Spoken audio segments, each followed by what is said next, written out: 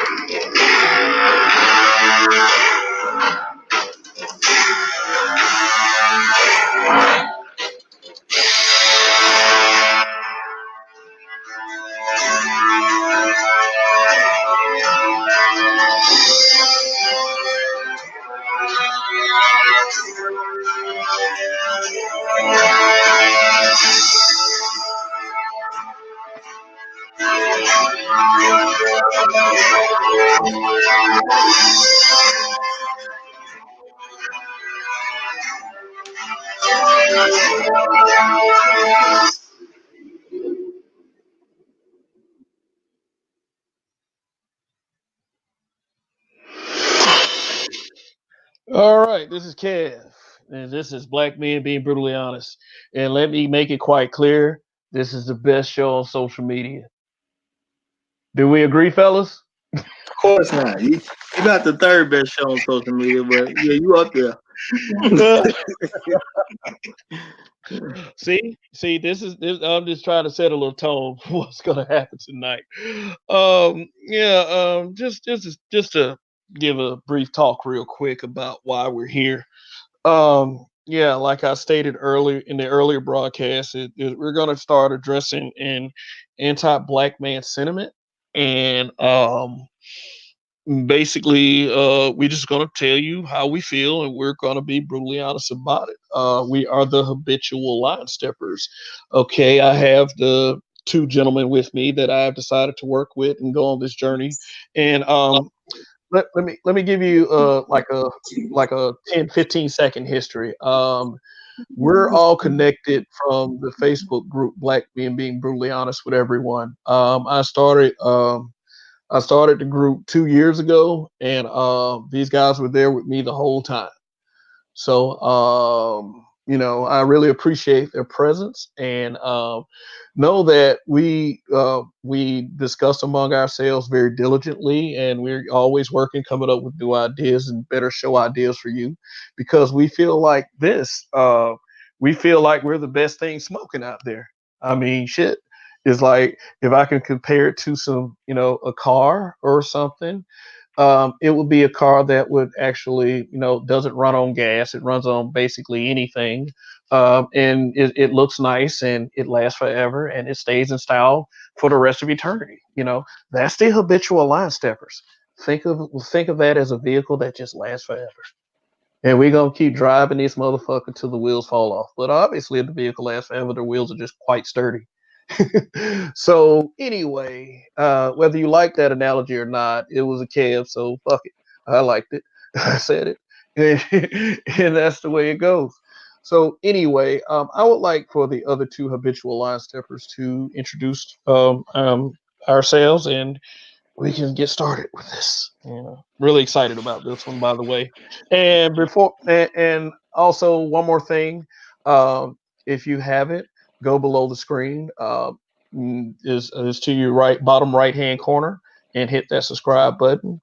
And shoot, and then we can get started with you too. So go ahead, fellas. I'll All right. let the Well, young man go first. yeah, Donnie here, number one YouTuber. Greatest, best there ever is, was, is, has been, there ever will be. That is me. You can call me the chief. You can call me the greatest, your honor. Numero uno, uno. I'll take all of that. My show is called You Ain't Shit for Watching. It's a wonderful show where we get on and discuss things in niggotry fashion. But no, honestly, no, we really have good conversations. I run my show like a cookout. You have with the family. You all get together and you talk about this, things that need to be talked about. It's a fun environment, and we go from there. Check us out. Also, check out the Black BLAKK Dimension. Aside from that, how y'all doing? What's up, folks? This is Roger here, and honest to God, truth, I actually run the best show on social media, and I don't mind working with these guys because they're a close second and third, so it's cool. And we are definitely about having good fun, good conversations, and if you really want to enjoy your days, all you got to do is listen to the Roger Report. That's right, the Roger Report. It'll make your day much better instantly. So what you waiting on? Go there and subscribe. Yeah, and links will be provided below in the broadcast. And let me take care of something real quick. Let me put the link in the chat. So if anybody wants to come on this broadcast tonight and give their thoughts, all I ask is that we keep it professional, but we also keep it brutally honest. So let me take care of that real quick, guys. Is any sentiment you want to share on the title of this broadcast? Is it something that you feel like might have some legitimacy to it? The title of this broadcast is "You Can Be Pro-Black and Anti-Black Man," like asking, like, being puzzled about it. Yeah, in a way. And it's called The Empire Strikes Back. Let me explain that title real quick. I mean, you hear all these complaints about black men, and black men do this, and black men expect that, and black men be saying this, and black men want that, and all this other stuff. And I feel like that because of that, I feel like we're becoming an empire.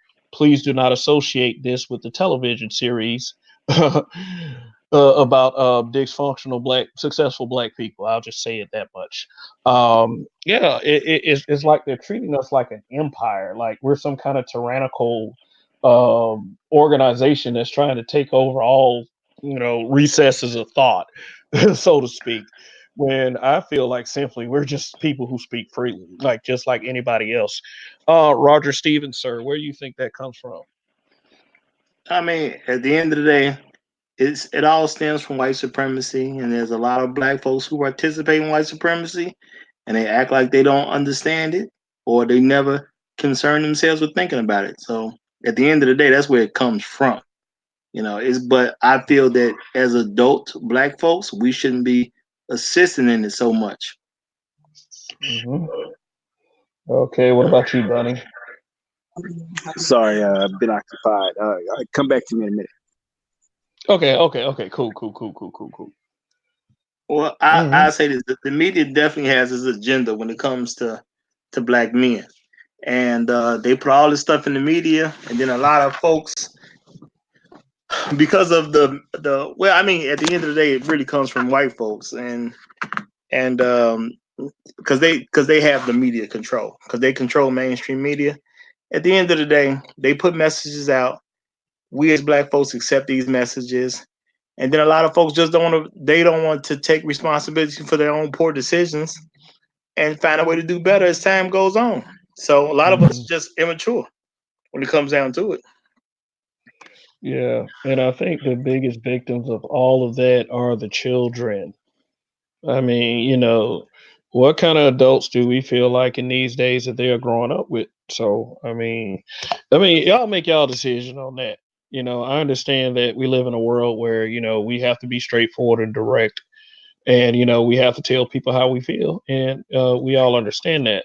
But at the same time, don't have so much pride is that you can't check your behavior every now and again. I'm not saying that you're a bad person. I'm just saying that we are not perfect people. We are not perfect beings. So whenever there's a conversation that might be going on, it's no real need to sit up there and lambast a person without anything tangible. What I'm saying is, like, I keep this stuff in mind too. I have to watch my behavior as well. So anyway, Roger, tell me about your last show on the Roger Report. My last show.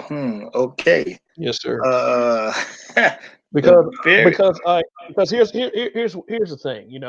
We're the habitual line steppers. You know, we're trying to give everybody a feel for who Right. we are.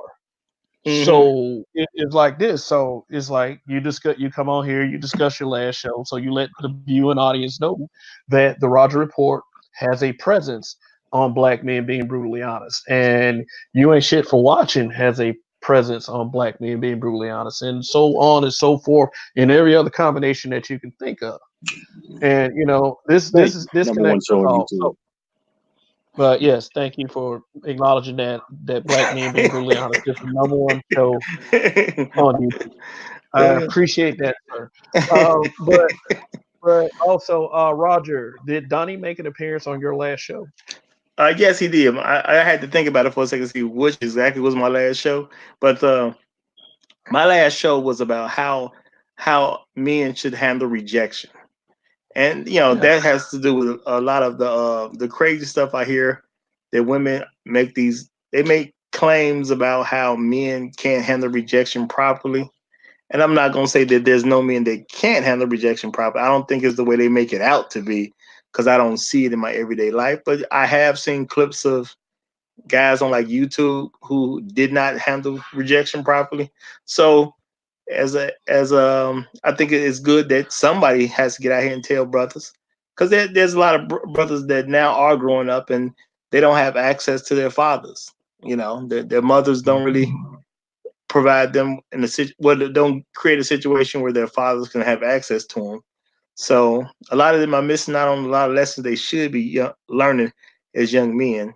And unfortunately, some won't learn those messages until they won't learn those lessons until they become adults. But learning as an adult can be a lot more costly than learning as a child.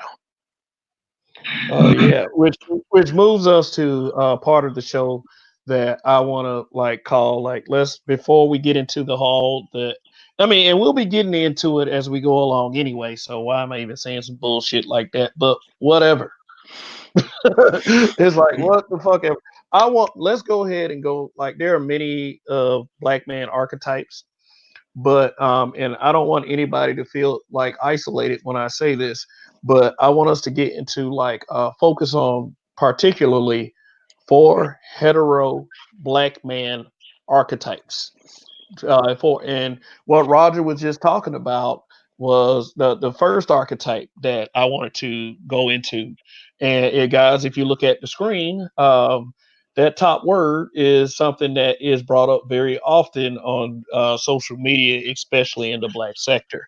I feel like sometimes it's misused because people have a tendency like to disagree with your talking point, and they just kind of throw words around anyway. And, you know, people like it's like words are like a spider web. If you get caught up in it, you get all kinds of fucking labels.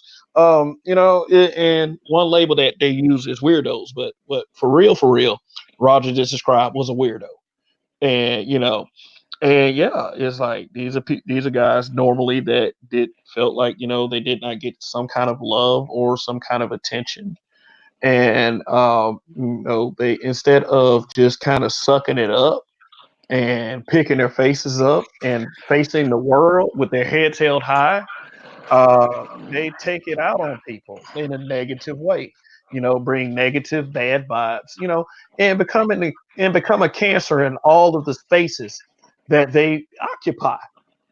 And what that does is make it hard for you know sensible, level-headed guys.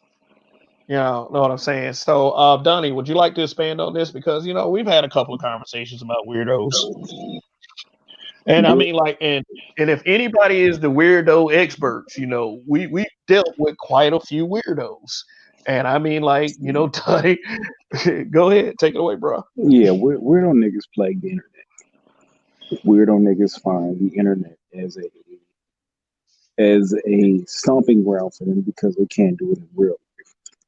The problem is digital life is so much easier to be a badass kung fu expert with $1 billion who can do everything that a ninja could do. We lost him. We lost him. Oh, we lost. Yeah, he got disconnected somehow. Yeah, you Nope. know how these finite internet connections are. But basically what he's saying is, you like, and I've dealt with a couple of myself. You got these little. Let me stop. Let me go to the other screen until he comes back. Um, he that what he was basically saying was, you got these guys that, they get so offended and so touched that they want to become, they become these super characters that they create on their own. And they keep coming at you and coming at you, and basically you have moved on with your life and decided to do other things, and decided to do things like, be happy and such.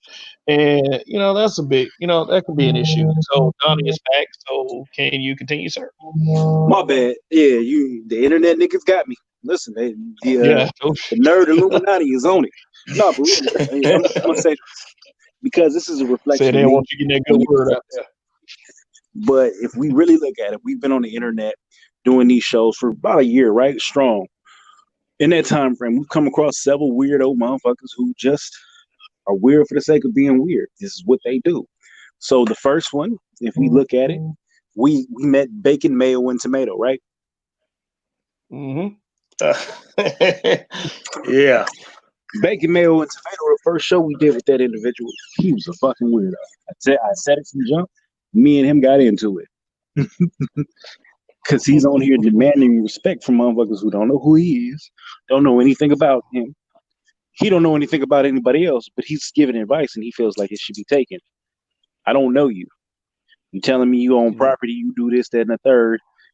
It's all unverifiable, but on the internet, all on the internet, you could be anybody you want to.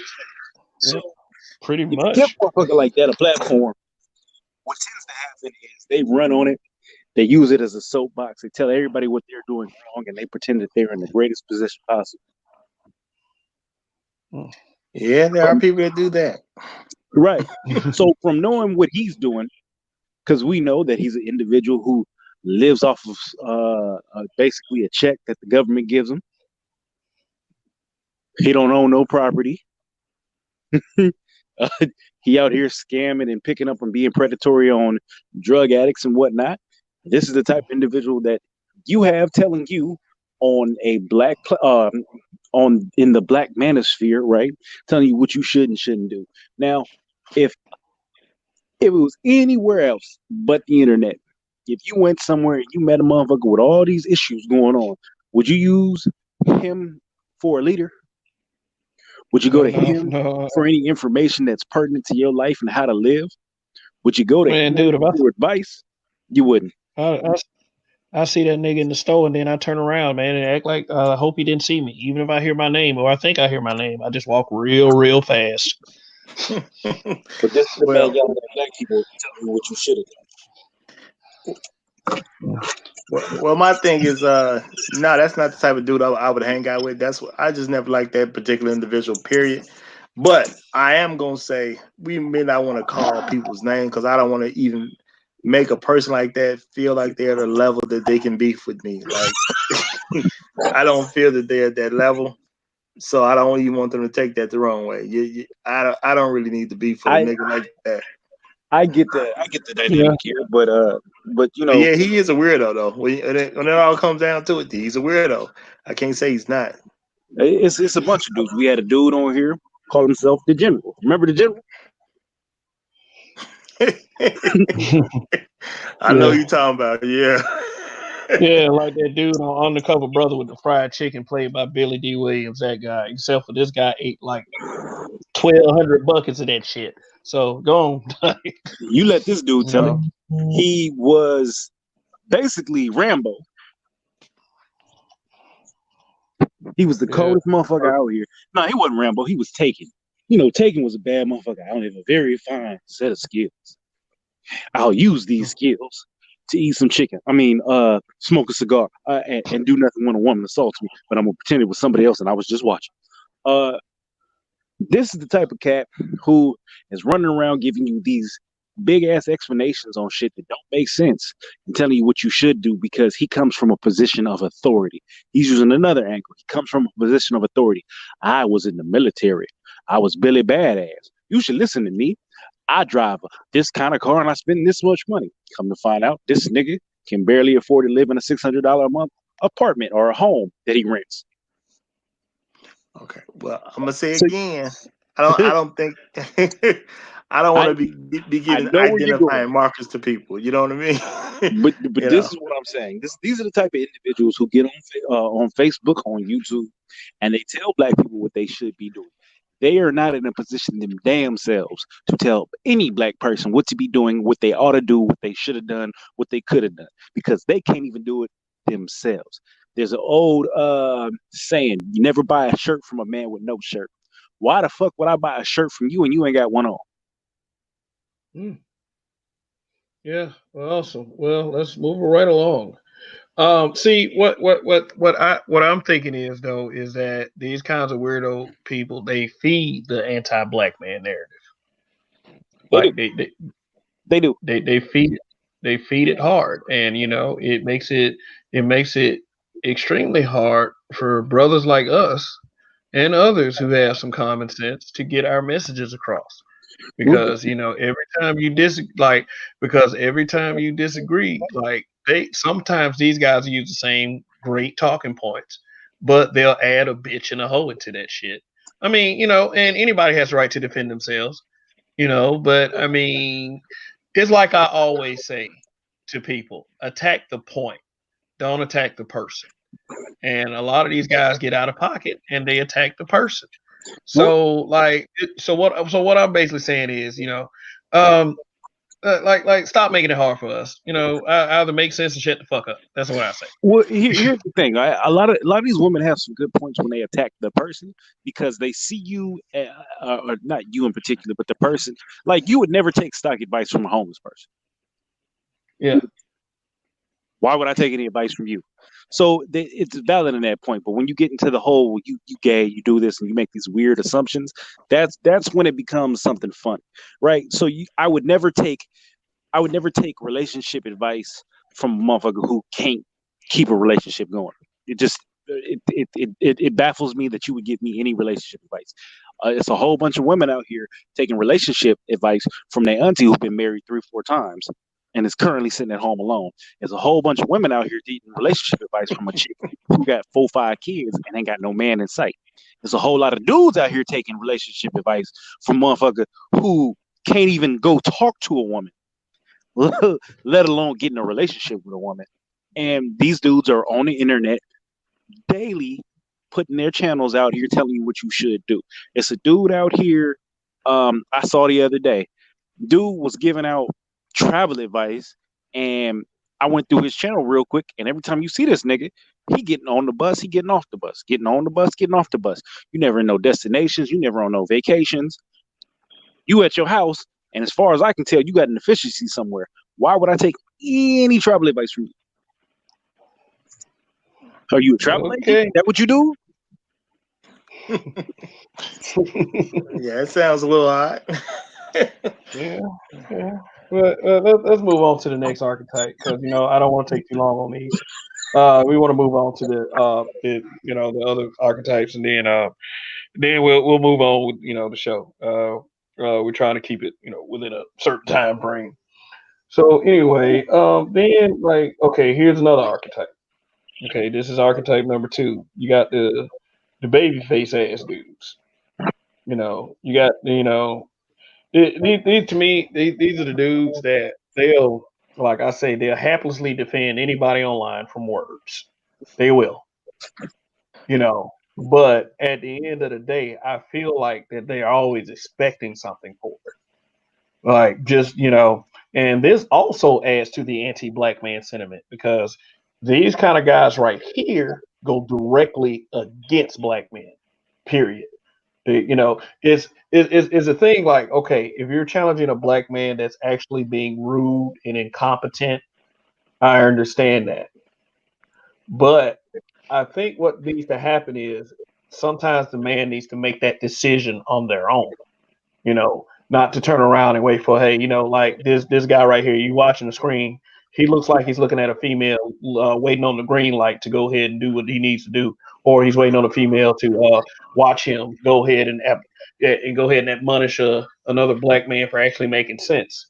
Like we run into these motherfuckers all the motherfucking time, and it's really for no reason. It's like people act like they know me before I actually, get to them because I've amassed a certain reputation. I mean, it's weird to me when you still get Facebook inboxes from people from months ago, people you hadn't talked to in months, people you talked to in years, basically cursing you out, male and female. It's ridiculous because it's like when you have like when you have a social media platform where the membership numbers in the thousands. Big, and I'm not bragging. I mean, it really isn't anything. Anybody can do that shit. You can go on Facebook, create a group right now. Just come up with a cool name, and then people will come to it. Like that's all. That's all you got to do, and that's all I did. I mean, but it like to me, it shouldn't be a call to get in a verbal conflict every couple days because guess what? I not only let black women speak freely on that platform, I let black men speak freely on that platform too. Well, I mean, I'm gonna say this when it comes to that, there's certain type of guys who are gonna play a protection role when it comes to women, when it comes to terms of accountability, because some men feel that's just the way to come to get sex out of women. They want to be admired by women, and if you're a person that's concerned, if you're one of those guys like like when you were young or you first started having sex, guys spent a lot of time trying to figure out how to get sex the next time. They were kind of worried about it. And if you're worried about where can you get sex from the next time, when you think in those terms where you feel like it's not going to happen or it's not going to happen next week, you don't know if it's going to happen next month, then you basically go out your way to do things to try to get women to admire you so you'll feel like it'll be on the table at some point soon. So I think that's where that comes from. That's my theory on that, because and some of these guys, just with the moms they had, the way they were taught growing up, and they didn't get any kind of real male influence. They basically have been taught to be in servitude of women, which is a shame. Yeah, Yeah. I think a lot of these dudes do it with the mentality of next in line, right? So if you ever go to a club or some kind of event, they usually have like a line, right? If you get there, especially if you get there late, you're sitting in line waiting for access into this place. And if it's a real high value club, they're only letting a certain look or type of person in there. So what ends up happening is if you're outside in this line, you see people coming, doing things that they have no business doing, pulling up in some limousine like they're going to get first access into the club, and they got to go sit in line anyway. There's people in there and expensive outfits that they can't get. And what usually happens is they let the successful people who are on the guest list in first, right? But in the line, you see a whole bunch of clowns pretending that they're in a certain position. It's usually what happens with these dudes. So these dudes come out and they try to peacock and get attention by defending women at all costs. Even the worst narratives, a woman with 75 kids, she cute, and she do wretched things, but you be like, well, it's the man's fault, in hopes that he can get access into her club, aka her vagina. And that's usually how these situations roll. It's a lot of dudes out here doing things with the intent of being next in line, hoping they can get their shot. And usually what ends up happening is it'll be 45 other dudes who got access from the guest list going in ahead of them. And when the club starts to get weak and clowns can get in because they ain't got no other options. Yeah. Successful people already done left. Right. You the last resort, but you seem like a good idea. And that's a desperation tactic. It's the dude who plays the friend role in hopes, not even in hopes. He's in the friend role hoping that she will get with him, and she might go ahead and give him some nookie, but it's only really when the dude she really wants shoots her down and she ain't got no other options, so she makes a bad decision to sleep with him. But if that ever happens. if that ever happened.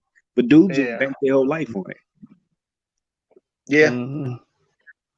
yeah. Because I literally know stories of dude who will follow no chick around for 30 years trying to crack them draws. I You just know? seen Mm-hmm. a clip. It was shout out to Dreams That May Happen or something like that. And the chick was like, even though I slept with his brother, his best friend, his coworker, and his dad used to be my sugar daddy, he's still engaged to me. I said, whoa, there's always one. There's Yeah. always one. To me, these the kind of corny niggas they call niggas corny. Like, but then let me play a little scenario out for y'all real quick. It's like, okay, say for instance, like in the group, a black woman who's like, I would say your basic single mother archetype, will say something like, oh, like she'll make a post. Oh, black men have failed. They have defeated. The white man has dominated them. Blah blah blah blah blah. And then brother show up to the post, and let's just go ahead and say he's kind of triggered. Hey, wait a minute. Um, tangible, tangible, tangible. Evidence, evidence. This is not the case. What are you talking about?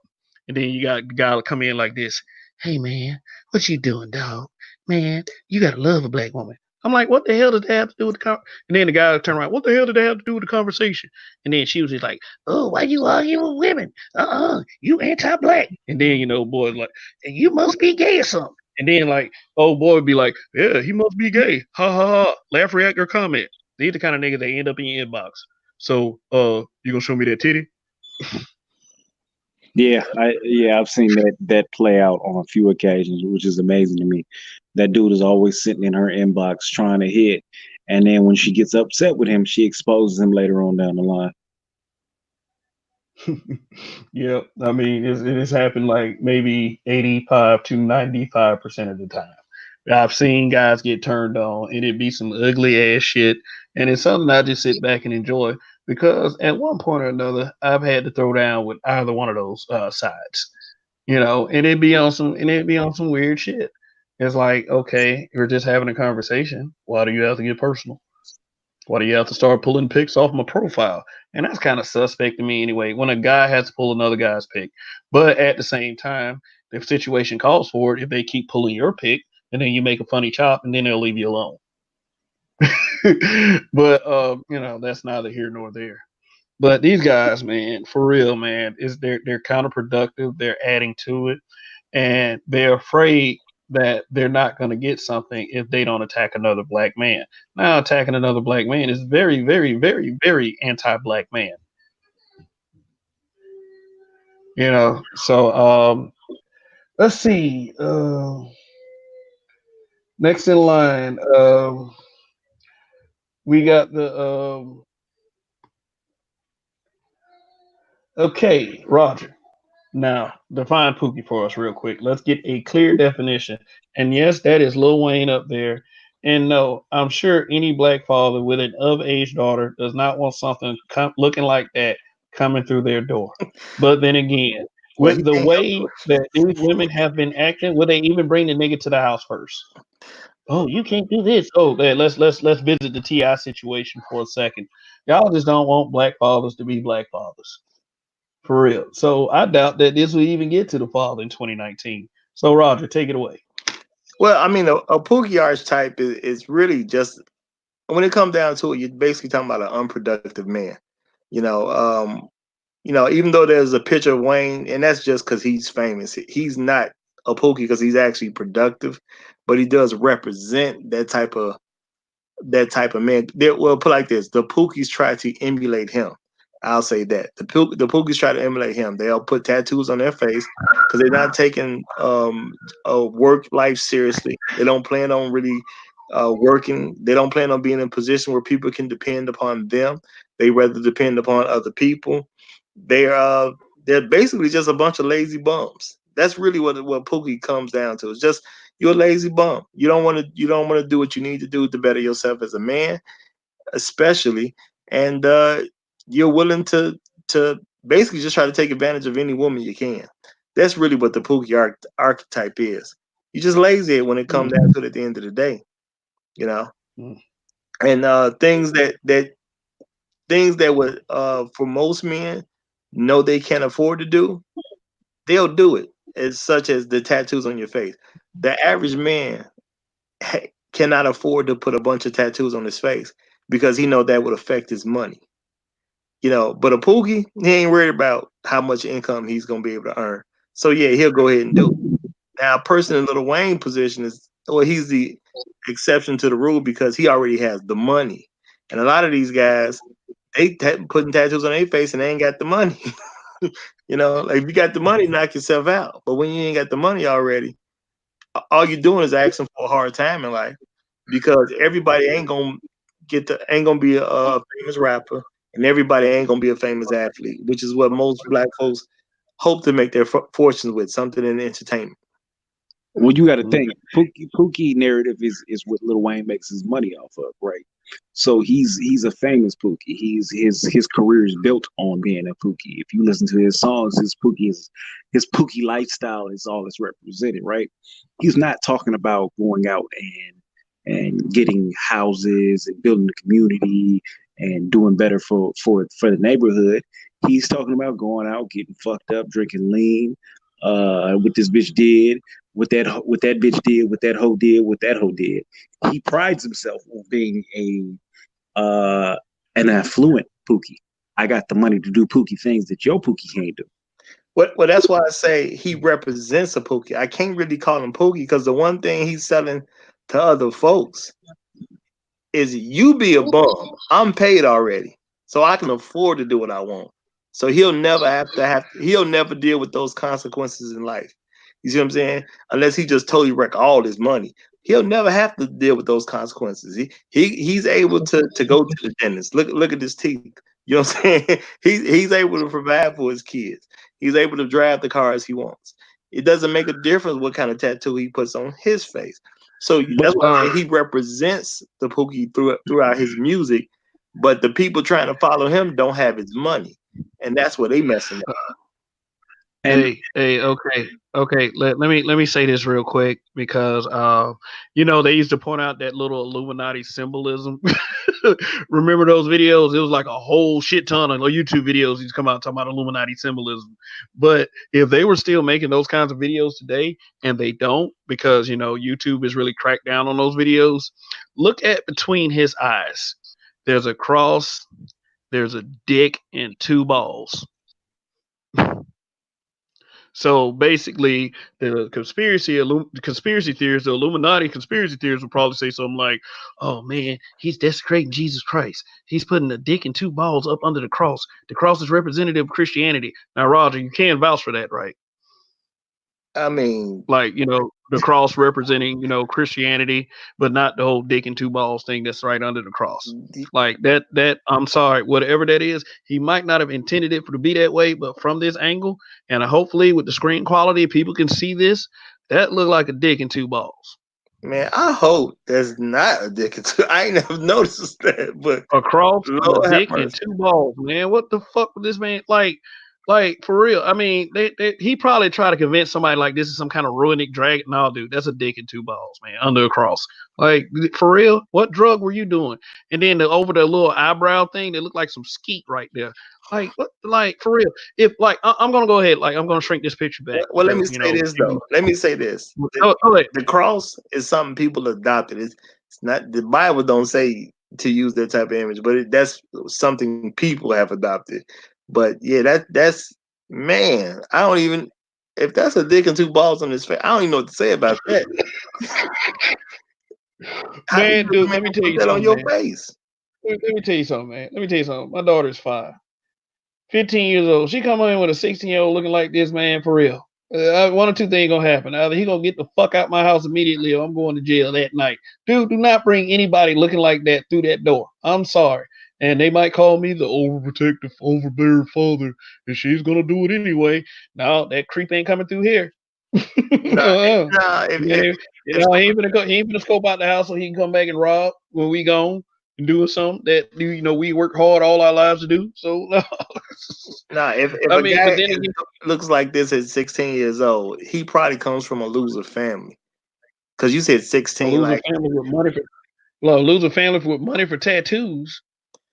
I mean, come on, the average guy at 16 ain't no millionaire. So if you got this on this, if you got a tattooed up face at 16 years old, like what is going on with your mom and dad to even let you do that?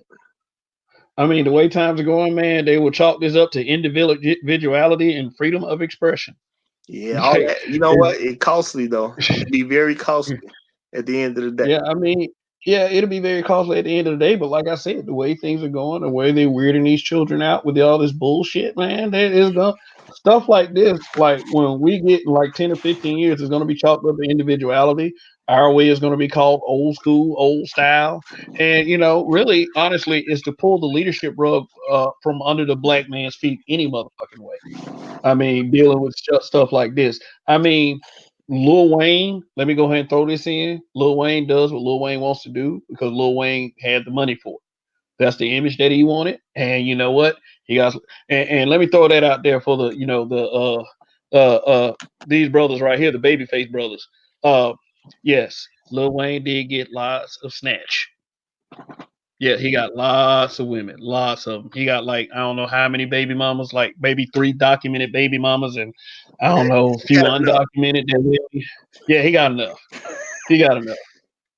Seriously, and like if you seen any pictures of him lately, he looks pretty bad. That man looks like he about 70 years old right now. But I don't want Like, to dog. and that's I don't want to no, dog. fuck it, man. No. I don't want to dog that man and what he looked like. That's just what God made. It's my thing is just the putting the tattoos. God made and man altered. Sorry, Well, like I'm saying when it comes to the tattoos, you're not born with tattoos on your face. That's I that's the mean, part where I say that's too much. yeah. I mean, yeah. This is the like. Okay, I'll accept that. But at the same time, man, there's God and then there's human choice. Now, would you want your daughter to date somebody who made that human choice and then like what if he said, what if he came to you and said God made this? No. But this is what I'm saying. Though. What I'm saying is like, okay, every dude ain't gonna be the best looking dude. So if my daughter come home with an ugly dude to treat her right, am I gonna trip? Nah, I don't care what the dude look like. But if you got tattoos I and stuff mean, on your face, then that's different. That's all I'm saying. okay, well, yeah, that conversation is going on too long anyway. But yeah, what I'm just saying is, yeah, as far as like not dogging Lil Wayne, Lil Wayne is like an accomplished rapper at the end of the day. I'm just focusing on the archetype. We did focus on Wayne a little bit, but focus on our archetype. All right. Now, the final archetype, this man right here. Your average level-headed black man. No nonsense. No nonsense. Is Donnie still with us? No, he's not right now at the moment. Oh, wait a minute. Oh, yeah, we got to put him back in. Okay, there you go. There you go. All right. I didn't realize you was off when that screen share shows up. I don't know if you drop off or not, so I apologize. I figured as much. Go ahead. Yeah, so we got your average level-headed black man. And basically, this probably is the guy that has to face the most stuff as far as social media. I mean, you got the guy with that look on the face because somebody probably just said something pretty stupid. These are guys that won't hesitate to tell you, man, you know what? It's only because we care. So how much is, it's like if something doesn't make sense, your real friends will tell you. Yeah, you picked a heck of a picture for, for the average level-headed black man. But I've seen this meme floating around, and it does look like somebody told him some of the dumbest stuff he heard that year. Like, yeah, and I mean, that other type of a man, he has the most foolishness to deal with because he's not in a position to be run over, right? A lot of women like compromised men, as Roger would say, because they're easy to control and manipulate. And then you have the other end of the spectrum of women who want to get your local friendly neighborhood baller, and an average level headed black man ain't gonna be in that category because he's not finna go out here and buy you a BMW with 25 purses a month, etc. So this is kind of you're in the position of where you want to be as a man, but you're not in the position where women want you to be, if that makes sense. And if anybody want to elaborate on that and jump in, feel free to do so. But I can as well. Well, I Okay. based on what I see coming from the average sister, they do want a man who's extremely successful, or they want a guy who's doing way worse than them. Because the successful man, women just like men with money. That's there is Hey, no woman that don't mind a man having money, and I'm not even saying that's a the bad bag. thing.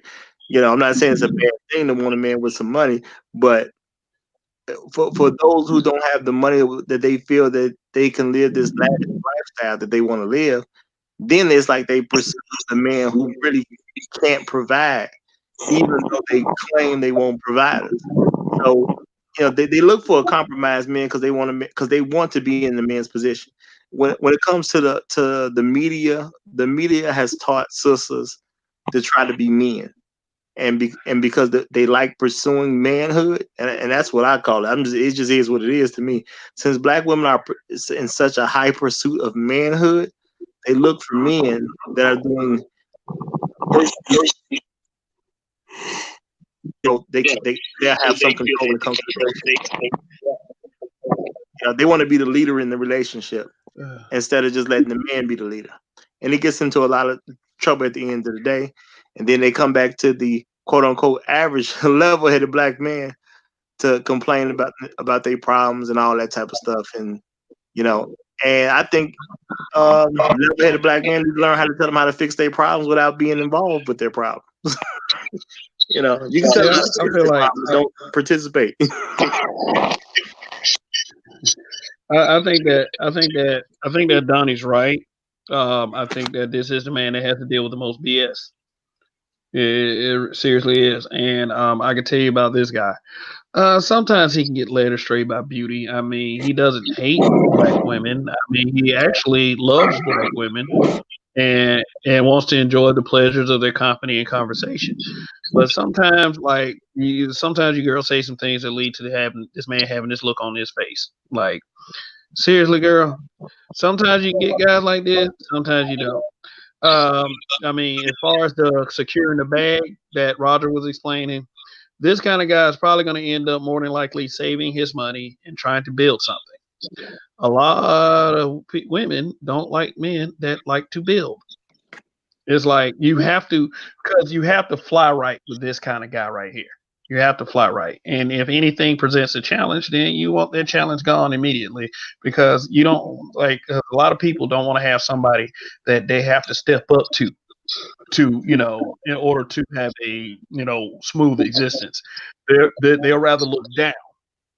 So this guy, I would say, has his problems with the other archetypes too, the weirdos, the white knight, babyface niggas, and the pookies. He's probably gonna get some heat from all three of those types, because this guy is probably gonna have more of a logical opposing viewpoint to all of those types. Well, I say that every one of them. Well, let me say this. I don't think he's really gonna have a problem with those guys. The thing is, women who run into problems in life. Are you serious? Hold up, dude. All right, go ahead. Yeah, women who are having problems in life, they complain about men. They'll talk to a level-headed guy, and they'll complain about men, and they either pursued a pookie, they pursued the weirdos, or they pursued those guys that were what would you call that other archetype? What did you call that? What words you use? the babyface ass niggas and the weirdos. Right. Okay, right. The babyface dudes, because they're trying to basically be simps for women. It's not that he's gonna have a problem with them. It's about the women are gonna the level-headed guy, and they're gonna hide their complaints with their performance, and they're gonna try to pretend they've been dealing with the average guy. If you actually dig into their story, you're gonna find out they're with these negative archetypes that don't really help anybody. So it's not really him having a problem, it's the women that's having a problem. But it's up to that man if he wants to those other men. And I think one issue going on in our community today, leaving a lot of women unsatisfied. There's a lot of level-headed men that don't want to answer for what the other guys did. No, why would I? Why would I want to be punished in place of basically your bad decisions? A lot of times when you go out here and date, like I give you a prime example. I remember going on a date with a girl. This was years ago, and the date was okay. We went to a nice little sushi spot, but we had a few drinks, and I'm asking her little simple questions. And what she had alluded to me, what she was looking for was basically a dude who may or may not have been in jail, but had the potential to be making at least six figures.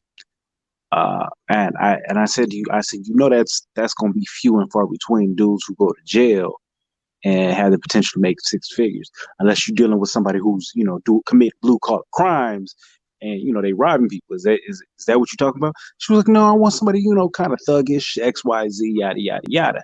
And I said, okay, well that's not going to be me. And at that point, the date was over, and I remember saying to her, good luck on your journey to becoming a single mother. Now, because it's probably true, but go ahead.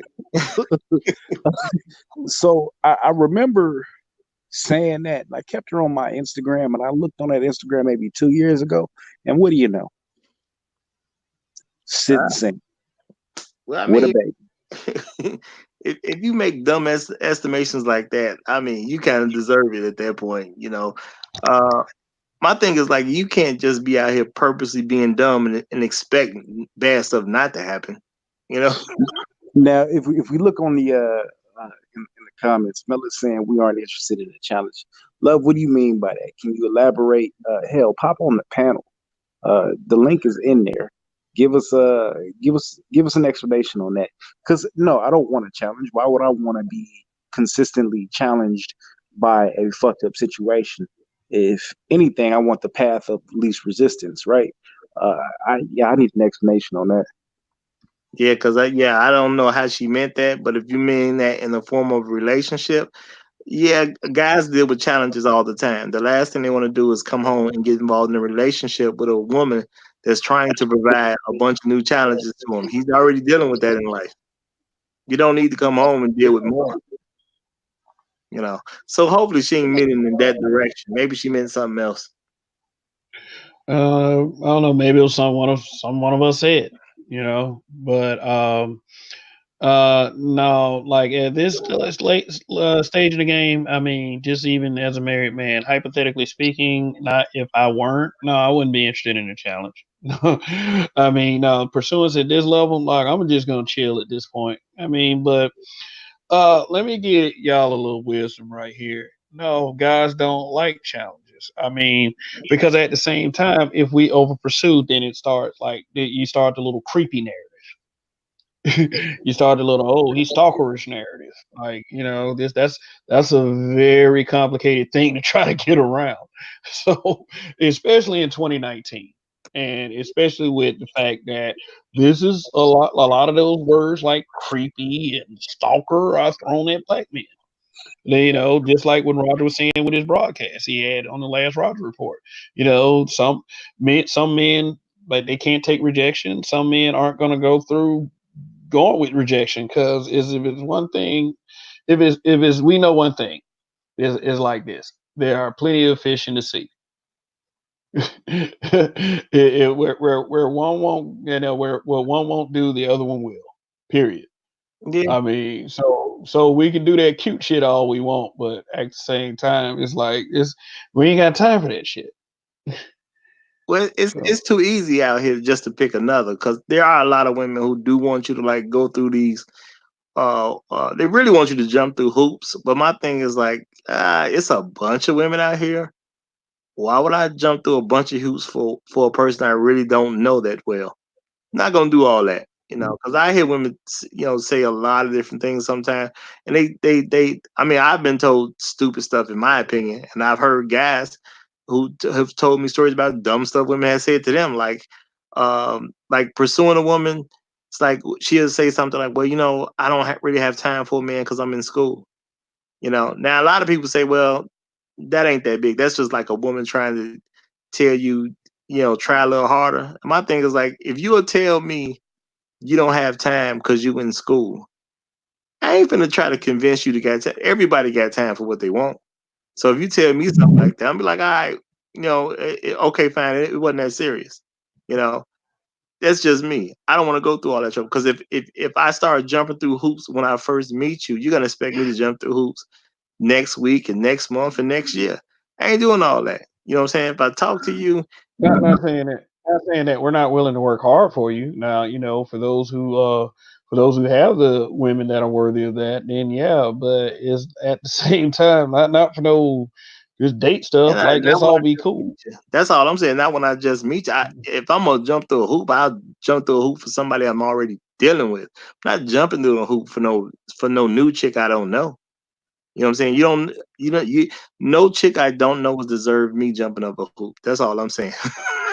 I don't know you like that. So if you tell me you busy, I'm just gonna accept that you busy and keep it moving. You know what I'm saying? And I'm gonna holler at the next one. But I can't jump through a hoop for a chick I don't know. I ain't trying to set that tone. Okay. Now, okay. Now, like I said, if anyone's interested in jumping on the panel, go right ahead. There's a link in the chat. Yeah, Mela said permission to join the conversation. Yeah, you come on. Let me put the link right there. It's finna be some fun. All right, let me see.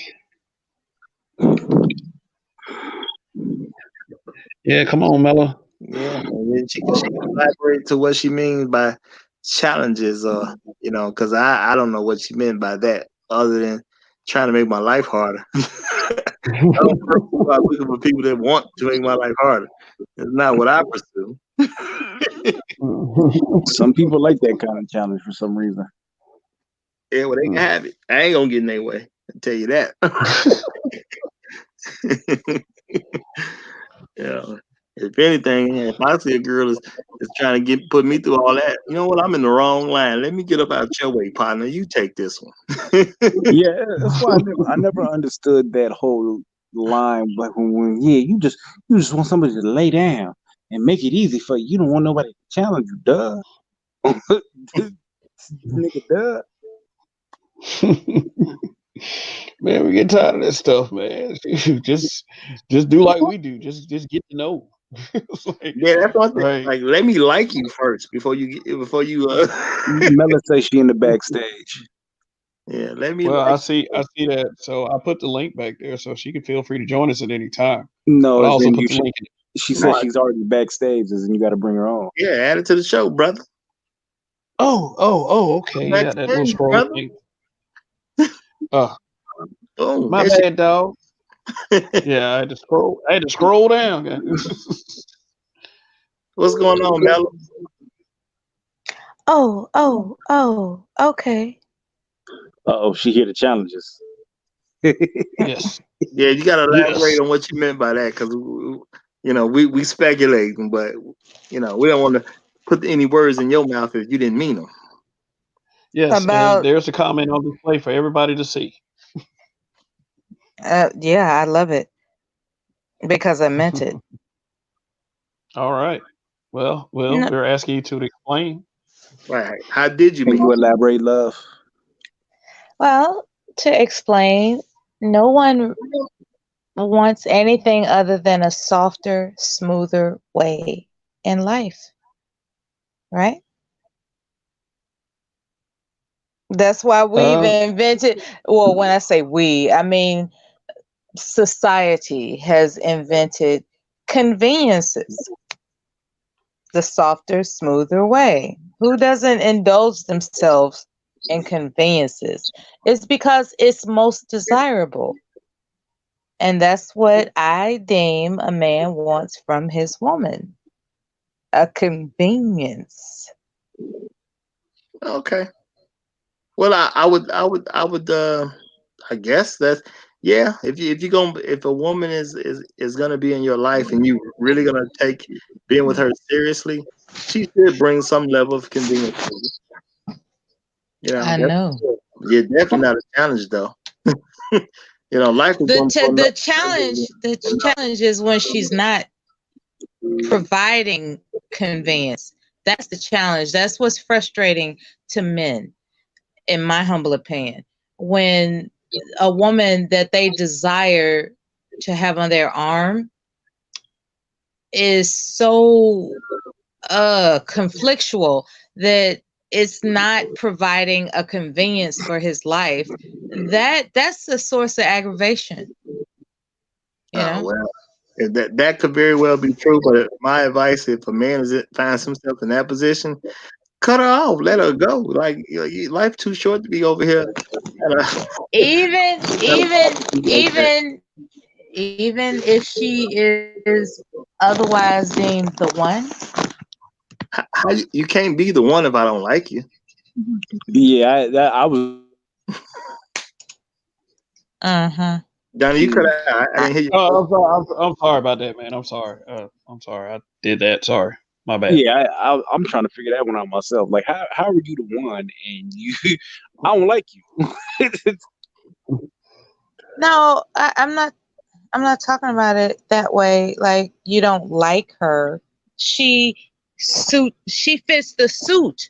Like, everything that it is that you desire in a woman is present before you, other than the fact that she's not familiar with catering to your conveniences. How do you train her? And yeah, I said train. How do you train her to like this is what I'm saying. A man, in my humble opinion, doesn't want to take the time to find his perfect uh aesthetic, his perfect aesthetic. Like, everything about her is aesthetically perfect. The only thing I got to do is train her to accommodate me.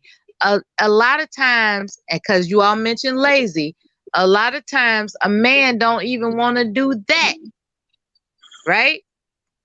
Right? Like, she's aesthetically perfect, everything about her, and she's an open book. Like, I'm trainable. She's a trainable, aesthetically perfect individual. The problem is that man is to groom her. What do you say? So people do that all the time, especially that's why you have older dudes going out and getting younger women, right? Because they're aesthetically pleasing, they're fresh, they're bright-eyed, bushy-tailed, and they can train her and mold her into what they want. We're not necessarily talking about those women that that could be put in a position to where they can grow and become what you need them to be. These are women who you've done time and time again. You just seen this ain't working, and you know what? Why beat a dead horse? Well, see, my thing is, based on what you're saying, Melly, it don't make a lot of sense, because if a woman looks good and she's trainable, I've never heard of a man just throwing it away like that. The only thing I've heard is if a woman looks good, everything he's looking for physically. If he don't train her, that means he lazy. And why would What you be the with heck? a Wait a minute. In addition to asking what that noise is in the background, I'm going to confess, right? Completely trainable. Okay? Because I'm talking about this in hindsight. Completely trainable. What this man decided to do was not live up to the responsibility of the gift he had in hand. That's all I'm saying.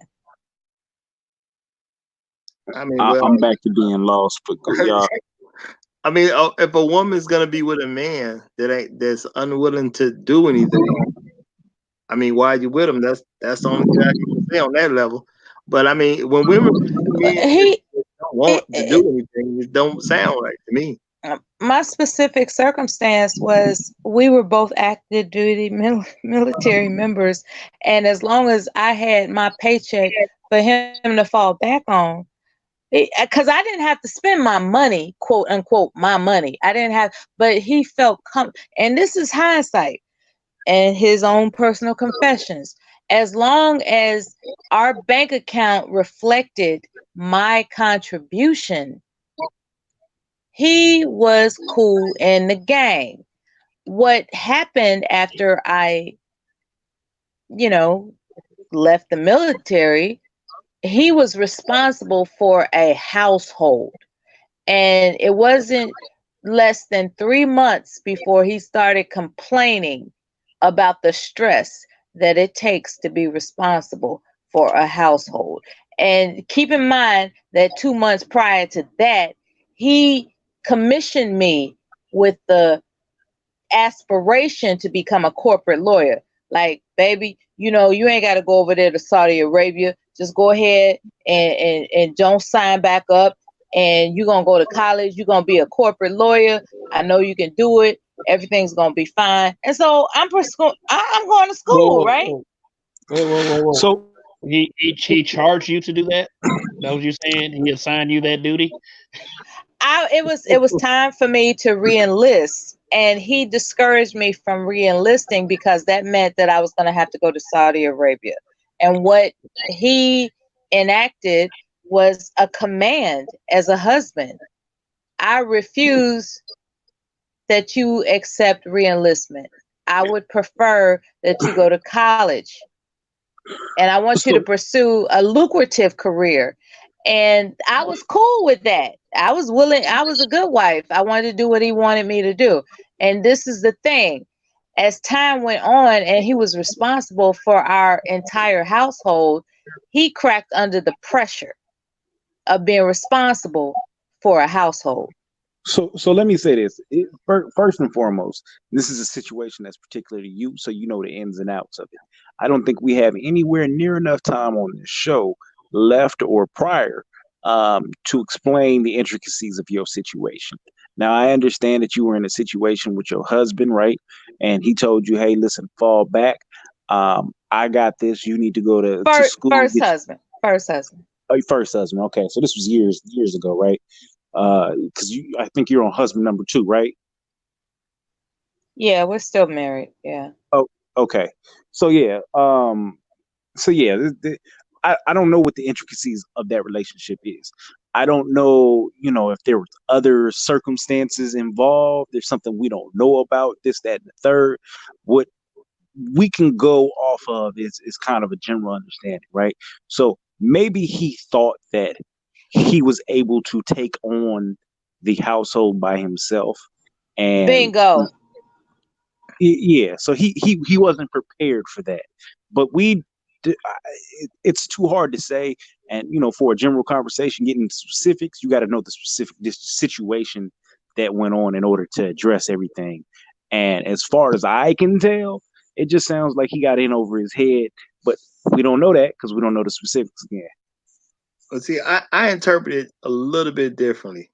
Honestly, and this is nothing against you personally, but with the limited information given, to me it just sounds like you married a lazy dude. So what it sounds like to me. Because if y'all both in the military and y'all both making money, and based on, like I said, it's about the limited information you've given. The way you're making it sound, the reason he encouraged you to be a corporate lawyer, because I believe corporate lawyers make a lot of good money. He was trying to put you in position to take care of the household.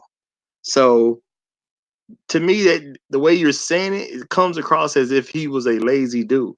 Like, he may have been in the military because he had no other option at that point. Because there's people who get in trouble, or what I'm saying, they in bad situations, or mama about to kick him out the house, like usually dad. But dad, like, you can't just be here and do nothing. You're gonna have to go to the military, get a job, or go to college, something. Sometimes people just pick the military because they think that's any other things. But it's the way you're presenting it to me is coming across as if he was lazy. And my thing is, don't marry a lazy person. That's all I can say on that. But that's something people should try to figure out before they get married. How do they figure it out before they get married? Their track record. So my error was assessing as to whether or not he had a track record of success, as opposed to just being a military member. No. I can't even agree with that. Was You laziness. can't say he's lazy in the military because it's not like it's a job where he can show up and not show up. He don't show up, he getting court-martialed. He going to jail. So it's not a situation where you can't really because I'm assuming the dude's full active duty, right? He's not what the That's part-time correct. enlistment. That's correct. Yeah. Right. So it's not like he can't not show up to work. If he can't pay the bills in the household and nothing is changed in his position, that's telling me that there's a spending issue in the household. You guys are spending more than you make, and he's saying I can't quite keep up with this on me alone. Because if he's military, he's getting an assigned, basically assigned rank. The assigned rank is coming with an assigned paycheck, and he does the same thing day in, day out. There's nothing changing. It's not like he's calling out sick for months at a time and just not showing up to work, or he's playing hooky. He can't do that. Well, and you know what? That's a good argument because if it's a spending issue where you guys are not budgeting, No. I don't know. I'm just saying this something that from a general. If this was a general case with somebody, a spending issue can always turn into a problem. But see, me being a man, if you're trying to take care of a household, you just take care of it. That's how I've always seen it. You just go to work and get the job done. If there's more money that needs to be made, you just simply figure out a way to get the extra money. He got alerted to the fact that a double income was reduced to a single income, and he panicked. So it wasn't even the money; it was just the fact that he just didn't like the fact that he didn't have as much as he thought was coming in. There was both of our incomes, and then there was one, Right, and so he panicked. He panicked. He panicked. Okay, wouldn't a lazy man panic? That's how I'm looking at it. Wouldn't a lazy guy panic? A guy that's not lazy, wouldn't he just figure out another way to make some more extra money? He's military, so it's not a case of because I panic if I miss too many days of work. I'd be looking at my check like shit. Granted, I can go back and work more hours to do something like that, but I'm still panic over the fact like, oh shit, I'm in a position where I'm not gonna have as much on this check. I need to make something happen. So he's panicking and trying to put her into a situation to where you need to get back out there and work. I mean, he panicked. He panicked hard. If he needs her to work, he could have been like, "Look, I did work. I dropped out of school and worked because he was panicked." About you, Mel. I ain't saying nothing about you. I'm saying what if he's my fault. Okay. If he's looking at it like, okay, I need her to work. Okay, cool. I want her to be a corporate lawyer though. Okay, so look, babe, this is what we're gonna have to do. You pick up like a part-time job because we need at least X amount of dollars to roll in, and then that'll give you some room where you can still go to school. I'm gonna stay in the military and make X, Y, and Z happen until we get you in this certain place where you can come out of school. You just make a plan for it. That's all. I feel like there's got to be some more to it than just it's not two incomes can becomes one income and he panicked. It's got to be some other mitigating factor to making him panic. Such as I'm here to answer your questions. I don't know. Like, did y'all have like a ritual? Did you ritually spend on something? Were y'all accustomed to going on trips? Buying the latest fashion? There's got to be something to make him say, listen, this money coming in is not enough. Because if you have money coming in and you still have enough to save and excess to do stuff, then it don't really make a difference. So there's got to be a reason to make him panic. Something made him panic. Something, I don't. Was he out here going to the strip club and trying to get away with it? It had to be something. Well, in hindsight, before you answer, let me throw this in too. And that's why I'm saying to me it sounds lazy because I'm gonna lose my train of thought, but I'll listen. Okay, let her answer. Go ahead then. I'll say it after you're done. Go ahead. In hindsight, I would say he was accustomed to both of our income, right? The revenue of both of our salaries. Although my salary was placed in our savings, when it came time that he demanded that my revenue no longer existed, he thought to himself, oh my God, what have I done? Because I'm accustomed to a certain lifestyle. Like he provided with Spending. his, no, listen, he provided with his income all types of enjoyment that pleased him, knowing that the backup was my income. And once that ceased and he introduced, okay, I want you to do this, which is going to cost everything that eventually will dwindle what you have saved, what we have saved, I should say, as your income. He panicked. He just simply panicked, and it was atrocious how it was really crazy, because I said, okay, well, I'll just get a job, and so I got a wonderful gig, and he was impressed. He was like, I can't believe that you work there. And I said, well, damn it, I mean, whatever it takes. And so I'm working, and he's still, having this contrary personality going on, where I guess you think you special because you work there. And so I tried to Let me ask you, were you making more than him? yeah, when I got the job, the civilian job, I was. And so he was accusing me of thinking I'm better than him because I'm making more than him, and that made me feel bad as a wife. So what I tried to have him explore is his hobby. His hobby was being a DJ. And so I decided to, I ain't gonna lie, just, venture around different clubs in the area to be introduced to him, considering he could be employed as a DJ. And lo and behold, one of the clubs did it. They was like, okay, let's give him a shot. And he satisfied their opportunity, and he became, an official, act in that club. And it was just nothing to ever satisfy this man. He was just always on this.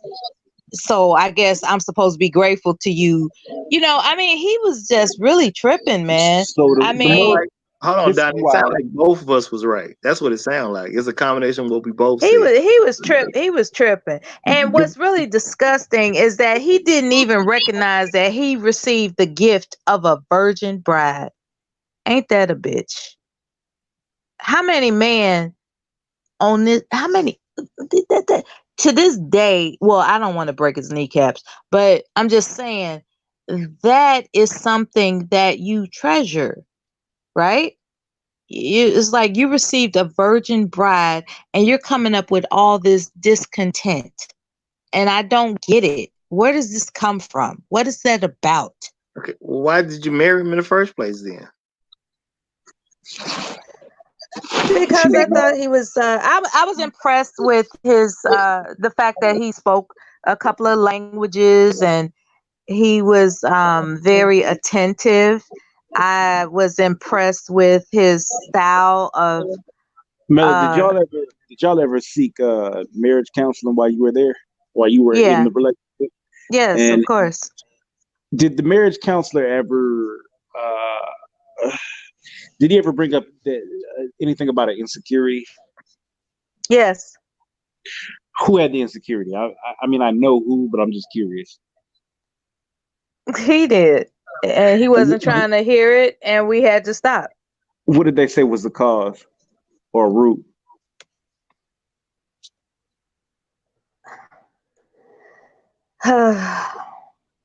Okay. Well, I would Being- actually like to hear what was his main issue and what was your main issue, because the council gonna give both of them their main issues. Well, no, My I issue- did that. My The issue was reason I brought it up was because this is why I said we don't have enough time to kind of because I always like when she said it, Oh. it felt like there was a lot more to it. So True. it seems like he has a bit of an insecurity issue, and it sounds like he didn't want her to go off, which no man wants their wife to go off to no Saudi Arabia or wherever it was, but it sounded like he was going to go off for another opportunity. He wanted to kind of do the big dog flex situation, and then once he realized that the money wasn't let him live the lifestyle that he was accustomed to, and keep the house up the way that he wanted to keep up, you had to go to work. But once you went to work, because he thought you was gonna get a little bullshit job, he thought you was gonna bring in enough to kind of keep him afloat. You went out there and showed I him know, back, right? He thought I was gonna work at Wendy's or some shit. and that had a balance. Now I'm sure there was other situations going on, but this is I just what I'm worked for hearing. Sally Mae, and he was like, "Damn, Sally Mae hired you?" I was like, "Of course."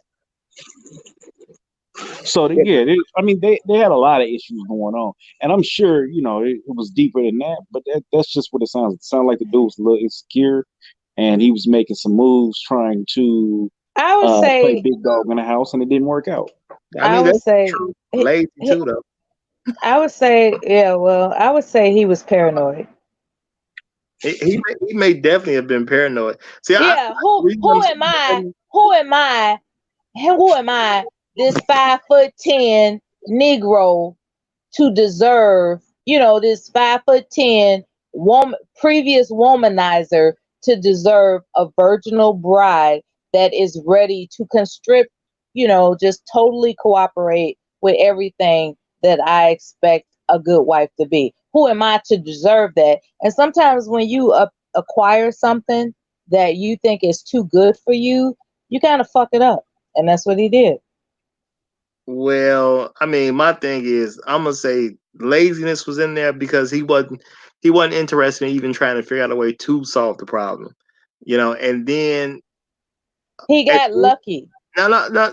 I mean, at the end of the day, if he was a womanizer before you got with him and you expected it to go right, something was wrong there on that level too. Like, I didn't know he was a womanizer until after the divorce, and I looked into, of course, he was my husband, so I looked into his history, and you know he had been well, around. in He hindsight, had, he had probably had hoes during our marriage too. Yeah.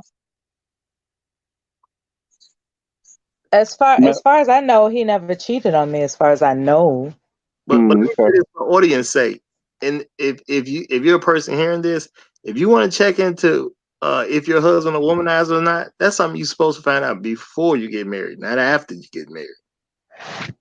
this is the thing, right? The courtship lasted for so long without any hiccups, and me being virginal and innocent, so to speak. I didn't have any reason to believe he was a womanizer. I didn't even know that term existed at that time. That's all I'm saying. I mean, no, that's fine, but I'm just saying for audience sake, if you that's those are like questions you're supposed to get out on date one, date two, like that's supposed to be dealt with. How's a 19-year-old supposed to have these kind of questions when she has no experience? Papa's Right? You Papa's gonna the get one a supposed to test. prep him for this, but We're talking it's about falling by the wayside. we're talking about military, okay? We're not talking about like, I met him in the same city and I take him to my family's house and they, you know, interview him. We're not No, talking no, about no. that. The thing is, if when you deal with a man, you're supposed to access the men that you already know, your father, your cousins, your uncles. You ask them questions, they'll put you on the right path to what you need to do or what you need to ask. I did ask my father if I'm doing the right thing, and he asked me whether or not he seems frightening in any way, and I said no. That's it. I mean that's cool. That's cool. I mean, I wasn't there for the whole thing, but you know, I feel like women have access to family members, and if when you're dating a guy, you need to talk to your family members that are male to let them know what's going on in the relationship, and they'll kind of give you an idea of it if this sounds legitimate or not. I I just did. hope I you really I take advantage. did that. I did that. Okay. When he was, getting it together with me, I called my father and I said, I have this situation and I want to talk to you about. No, no, I There's mean, somebody. it's all good. If your father couldn't pick up on it, I don't even know what to say. But and Yeah, I mean, I don't I even want mean, to go down that I said road. I got this situation. Somebody wants to marry me and I don't know what to do. And he said, "Are you afraid of him?" I said, "No." "Does he demonstrate respect in the realm of taking care of you no matter what?" I said, "Yeah." "Has he fixed anything for you?" I said, "What do you mean fixed? Are you talking about changing a tire?" And he said, "No." "Have you approached him with a problem that meant something to you and he gave you relief?" And I said, "Yeah." Okay, this is what I tell you, because based on how you're telling this story, it sounds like you came to your father with one conversation. What I'm expressing to you is when women deal with men, the men in their lives, the uncles, the cousins, the brothers, whoever it is they got access to, that should be like an ongoing thing that they should be bouncing stuff off of those people, not just a one time or a two It time. was ongoing. What made I didn't say it wasn't ongoing. It was Okay, ongoing. I don't know What what are you doing? what I'm saying. I don't know what to. If your father can't pick up on a man that ain't ready to perform as a husband, I don't know what to Look, tell you. look, if I could say anything, I would say that my father didn't take into account, is he able to provide for you singularly?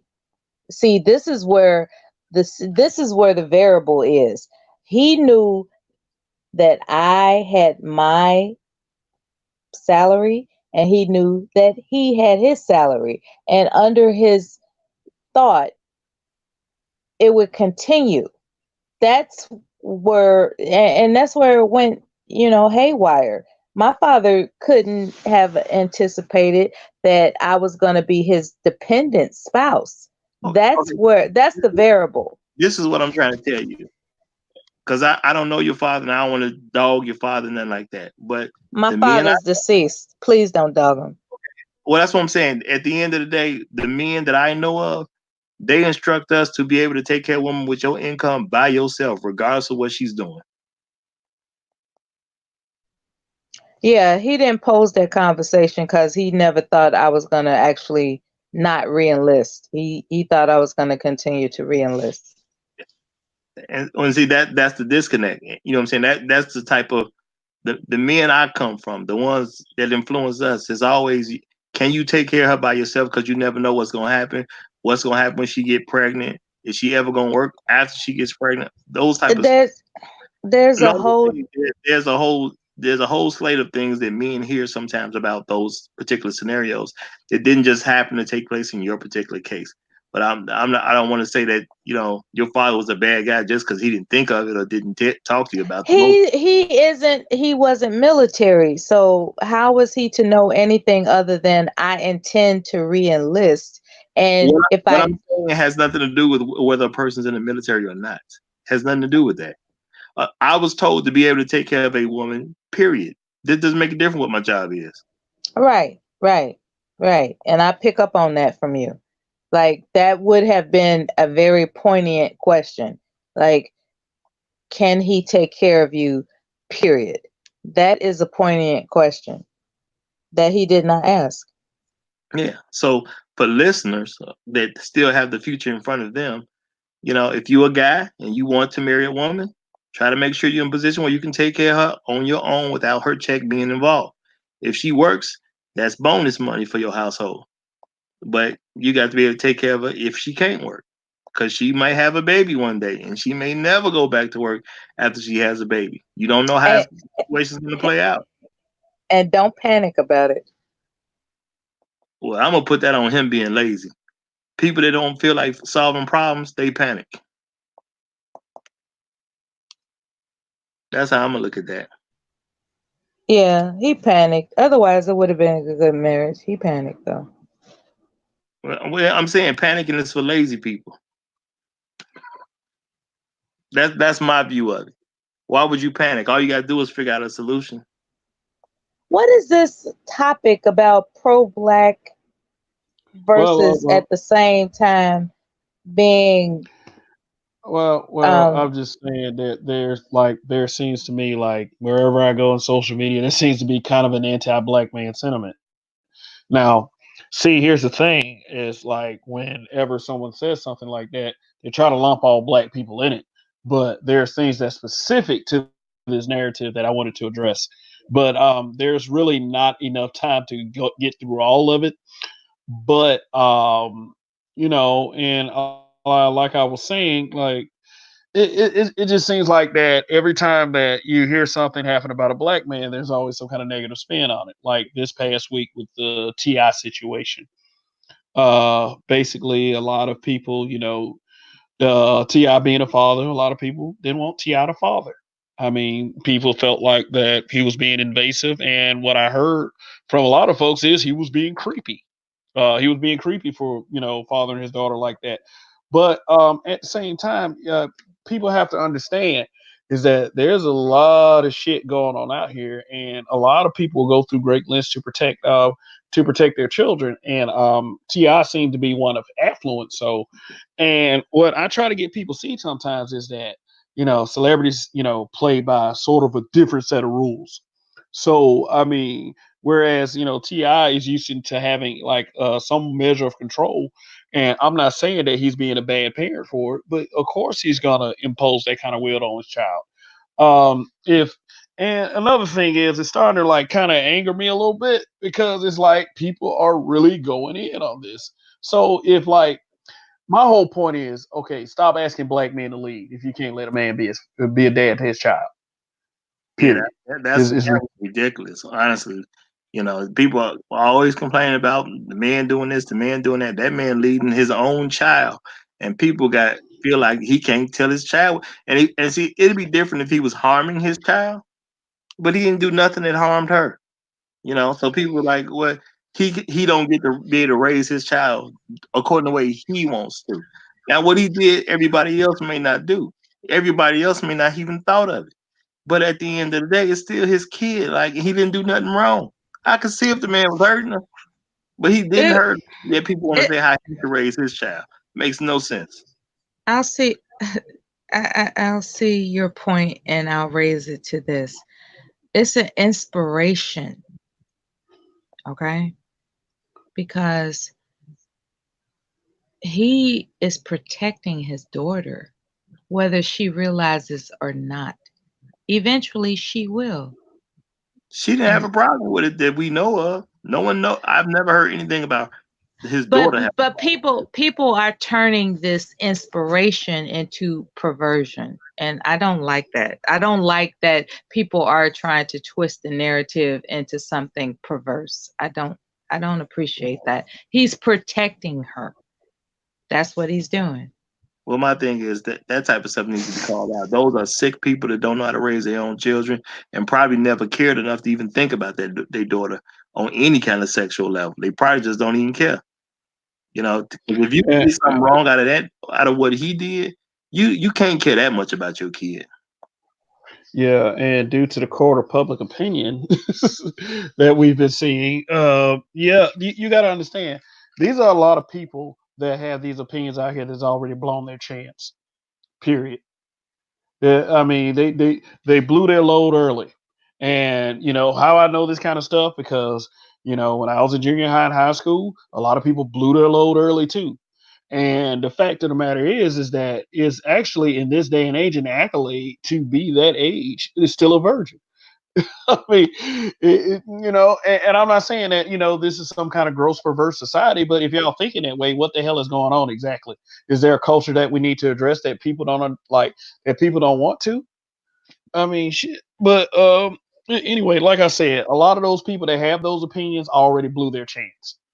I really hate to put it that way, but see, like I'm not naive. I was in high school once. We were doing all kinds of things. I'm not saying Not this is some only new. that, not only that, the purity, right? The purity. To conserve that purity is very important. And people are they're just dissecting it. They're there's they're manipulating and dissecting the concept of purity. It's nothing wrong with a father conserving his daughter's purity. There's nothing wrong with that, right? Now, the thing is these people don't love their kids that much. They barely even like their kids. That's why when a person does an act of love, they have an issue with it. And there's a lot of women in our community that simply don't want black men to be able to father their own children. That's just the truth of the matter. It ain't about all that other Like, stuff. The and guy had control of what's going on in his house. He's a black man, and people just had a problem with it. It's that simple. yeah, yeah, like when people were deflecting and like they was like, oh, he should have his son's anus checked if he's gonna do that to his daughter. I was like, what? Wait a minute. I was Whoa, like, are whoa, you whoa, serious? whoa, whoa, whoa, whoa, whoa, whoa, whoa, whoa. There were people. There were people like, That was actually said. man, They there have been actually people that said saying all kinds of that. stuff. Like there were people saying that he should have his son's anus checked. They were saying like, well, you know, there was and I mean like I hate to put Damn. I hate to put screenshots up because the screenshots still got the name on them, and you know you can get in trouble for that. But what I saw was a lot Damn. of bullshit. I saw a lot of. I will put this meme up if I can find it in my phone. It's called It's distraction. It's distraction. That's all. I mean, it's distraction and it's deflection. I mean, you know, and okay, what I'm about to say is going to be kind of triggering and but cringeworthy. What I'm about to say, but this is black men being Uh brutally honest. oh. But I mean, there's people that went as far as say that, oh, that just means she's sucking all kinds of dick. They're saying that, hey, maybe she's having Oh. anal sex. Oh, I thought you I was getting mean, ready to people, say something outlandish. No, like there's it's not a but foreign. the thing is though, go ahead, Yes, sir. go ahead, though. It's not a foreign Go ahead. concept that young girls think that as long as their vagina isn't penetrated, they can do everything else, including anal and oral. And that's not the case. Like, it's understood that there is no infiltration of your purity. And I'm sure that's what him as a father was initiating. It's not about it's not about like, okay, as long as your hymen is present, you know, I'm going to have faith that you not doing anything else. No, I'm pretty sure that he's making sure that he's, you know, he has a pure daughter. Like, you know, he's not absent to the fact that there are options other than vaginal penetration. I'm pretty sure. None of that had anything to But do with what people were responding online, and they were attacking the girl. At the end of the day, they're attacking the girl because her father cares about her. Because when you start saying, "Well, you know what? She probably sucking a ton of dicks because he took her to the gynecologist," now you're attacking her because her father cares about her. That's all it comes down to at the end of the day. You know, he put himself in the limelight of public scrutiny. Regardless of that, there's no reason to attack his daughter because he took her to a gynecologist. Yes, there is. Why would you attack his daughter because she went to a gynecologist? Because she is his daughter. He is a public figure, vulnerable to public scrutiny. Therefore, she is free. I said, okay. What's the reason that to attack his daughter just because she went to a gynecologist? What's the reason behind it? I know you just talking about what people have the ability to do. I asked what the reason is. Because they're evil. Exactly. There you go. There's no positive thing to say about it. There's no respectable thing to say about it. They was just, you know what I'm saying? They just had an issue with the fact that that man was being a father to his daughter. Simple as that. Ain't no point in sugarcoating. You know, and people who act like that, they're probably not the best parents. yeah, why would somebody argue with somebody trying to argue with their trying to protect a man trying to protect your daughter?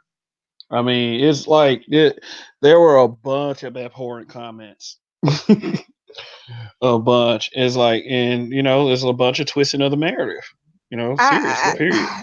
See, a lot of I people ha- don't like it when other people get loved publicly because they didn't have nobody to love them publicly. Well, I mean, aside from, let me see if I can find this meme, real quick. I want to show y'all this. But y'all continue talking to me. I'll be out in just a second. I'm gonna say hi to Topaz presents a new Nubian. What's this? Nuances. Okay. Neo Nubians nuances. Hello. She said Hi, hi. everybody. Hi, everybody. Much respect. Hello. She says, hi, host panelists. Thanks for Yeah. tuning in. We appreciate over here at Black Men Being Brutally Honest in the Habitual Line Steppers Network. But I'm just trying to show y'all the depths that people go to just to make fun of somebody. Let's see. Here we go. I'm not gonna show who posted the meme because it's like yeah, that might be like, that might be asking for trouble, but I am trouble, so I mean, the point won't change just because they know a name. So yeah.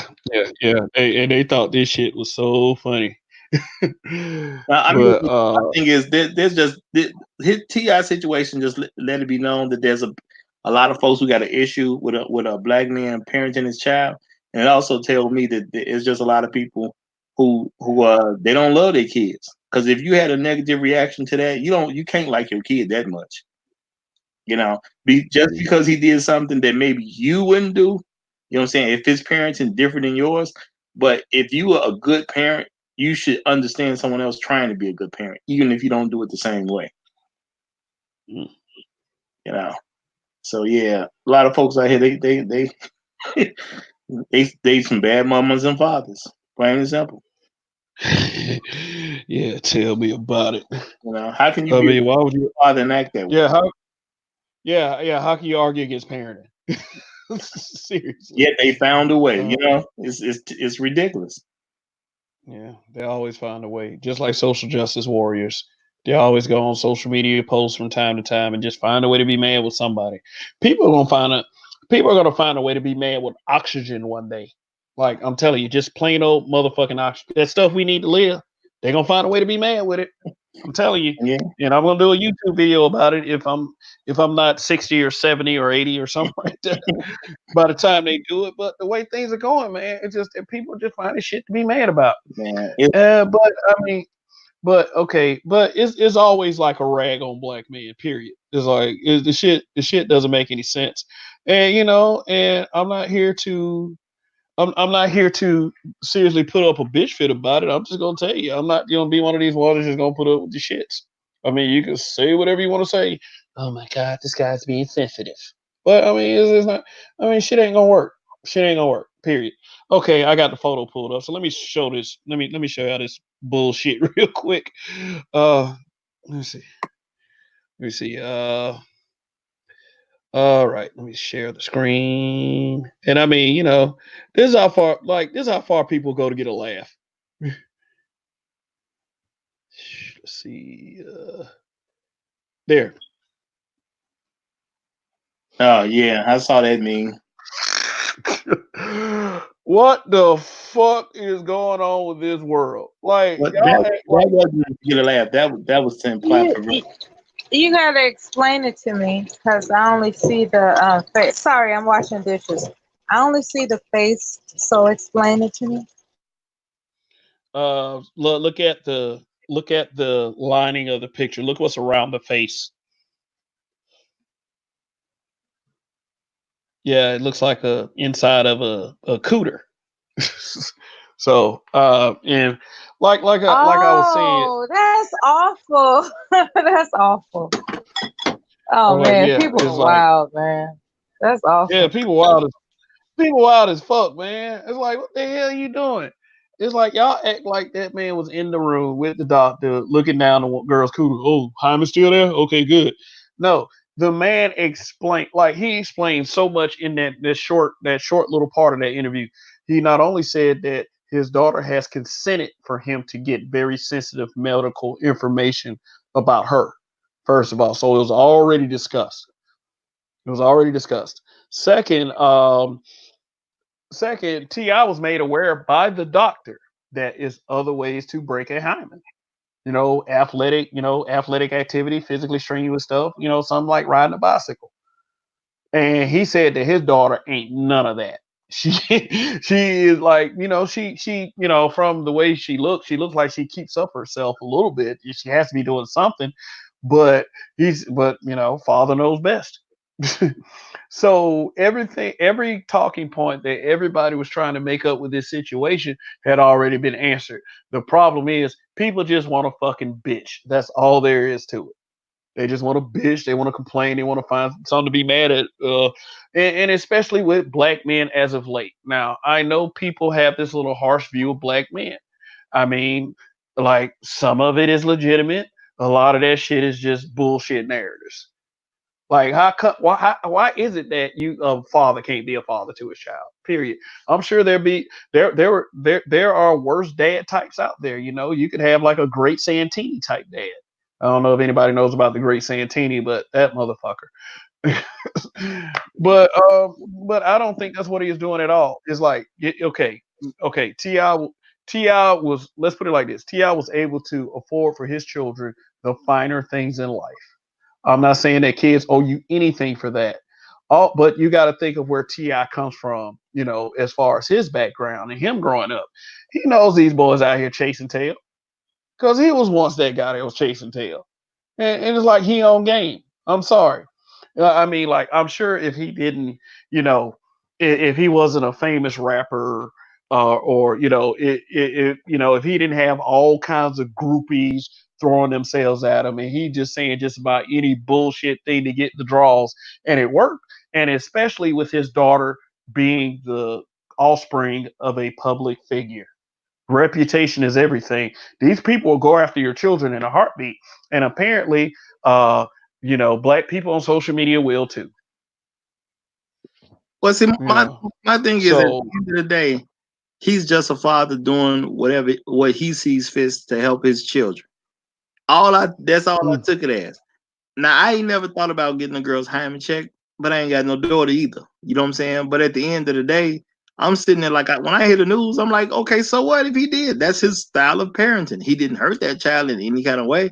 So my thing is the fact that people are getting upset because he's parenting his child. Because if it was something where he was hurting her, I could totally understand concern. He didn't do anything to that girl. He didn't lay one hand on her. You know what I'm saying? He didn't even give her a stern talking to or anything. He did nothing negative toward that girl. So why? You know what I'm saying? It's sad that especially black folks is attacking that man for being a father, because that's the only thing I can see with the narrative. All he did was be a father. He loved his daughter enough to take her to the gynecology. He loved his daughter enough to be interested in her sex life. He loves his daughter enough to get her the finest care that he can afford. You know what I'm saying? Like, what else do he need to do? Nothing. That's what dads do. He did what he could based on the position that he's in. Because there's other people who may not be able to afford that type of stuff, but if they had the money, they probably do it themselves. And plus, the man is rich, and he like you say, he is a public figure.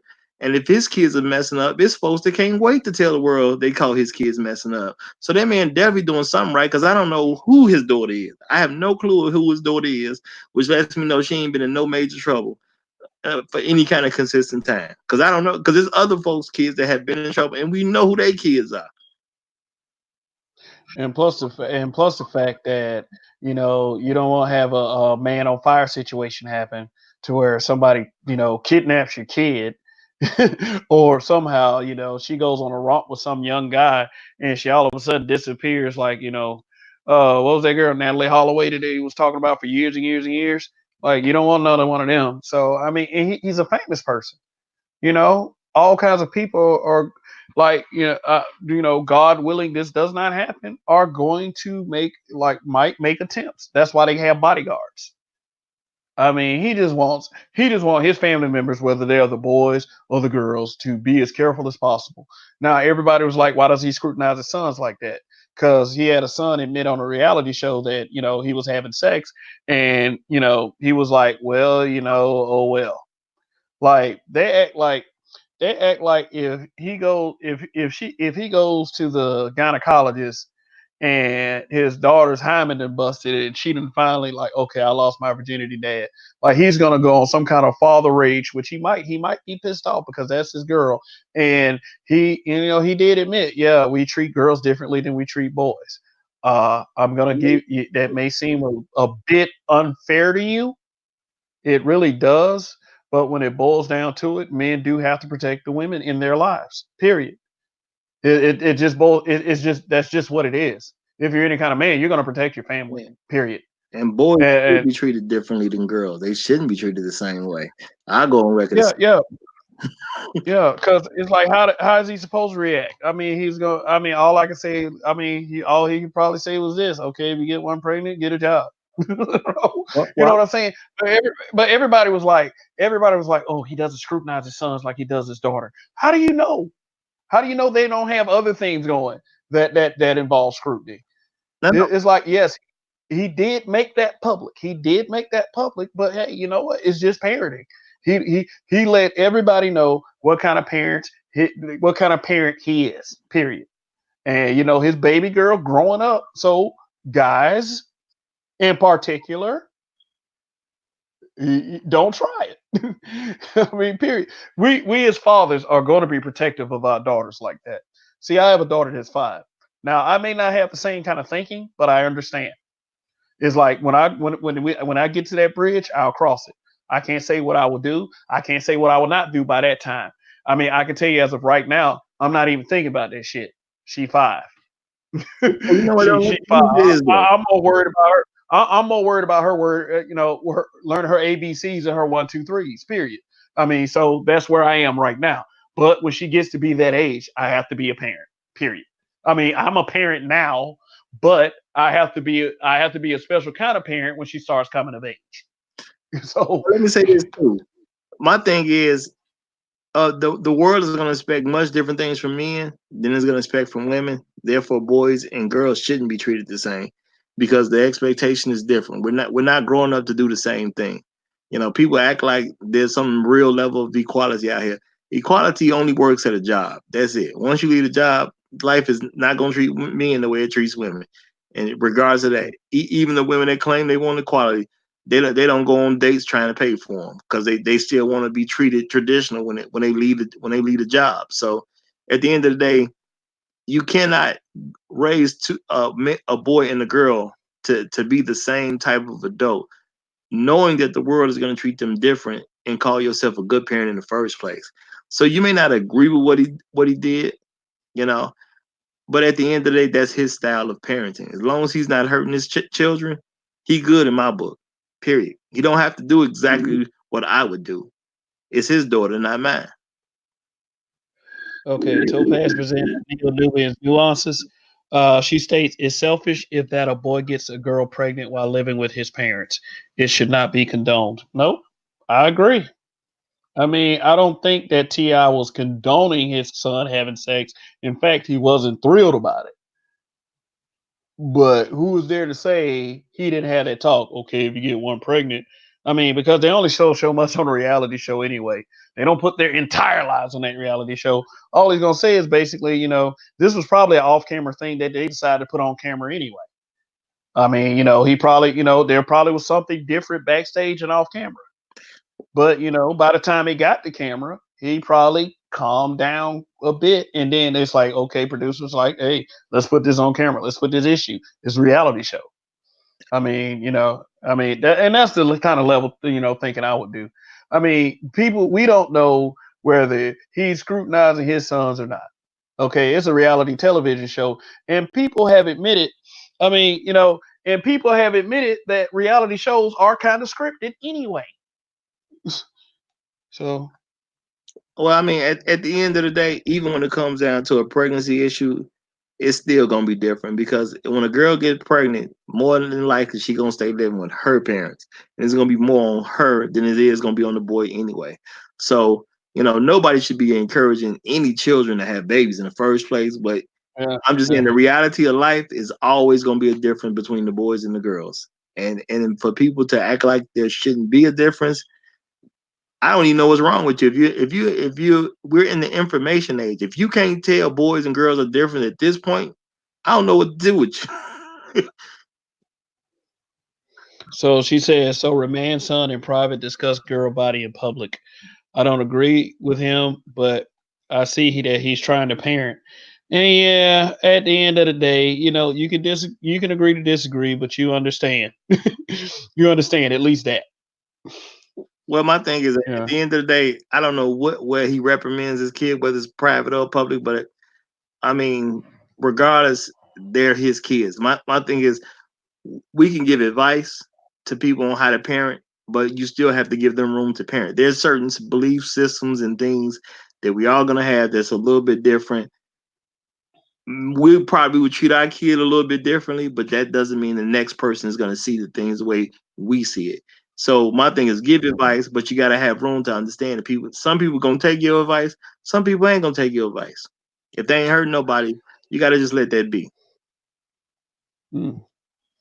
All right. All right. All right. Well, we're almost about to really wrap it up here. We got 5 minutes till we approach the 2 hour mark. Yeah, but there are people tuning in. So, like I said, for the people tuning in, I appreciate it. We appreciate your viewership. And yes, this will probably not be the last time we have this conversation. It's going to be revisited because something else is going to happen. And yeah, we're going to revisit the anti-black man sentiment that we face as a challenge in our everyday lives as black men. It's not us claiming victim. It's saying that we're going to put a stop to it. Freedom of speech, yeah, absolutely. I don't believe in shutting down anybody's freedom of speech, but this is why we have debate and discussion. And I'm not any worse person than you are for sharing an opinion. Just like Roger and just like Mella and just like Donnie that was here. Hey, this is just discussion, y'all. All right. So Mella, you there? Mella. Absolutely. Okay, we were discussing this little thing earlier. And I'm glad that a woman is here. So I want to ask you how many of these types that you dealt with. Let me see. Okay. All right. All right. Now say okay. Let me see. All right. So how many weirdos have you come across? On YouTube or in reality? We're gonna stick it on social media. Let's narrow it down because I don't know how many weirdos you dealt with on the outside. Because I think all of us had our share. Because Okay. we were discussing this at the beginning of the show, and for those of you who are watching, when this broadcast in, and then it's like it's available for on demand, then y'all Right. can go through the back through that part of the show. But we had several things to say, and we have dealt with these kinds in the past, and we focus on 4 basic hetero black man archetypes.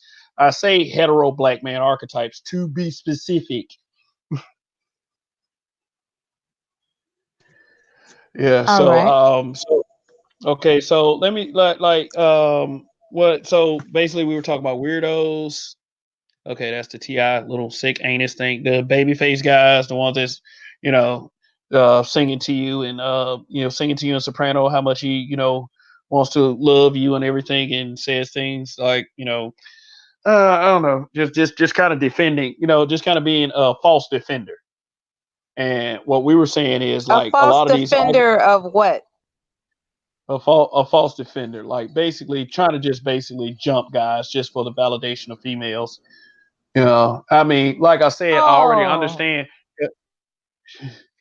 Just like that. I kind of used the old babyface thing, just to I show what type of remember. guy this I is. remember. He said, Yeah, "I'll buy your this and I'll pay yeah, your yeah. rent Pay your rent. and make your dinner You got, too." Yeah, yeah, just you like got, a yeah, it was with the thing. otherwise known as a worshiper, a female worshiper.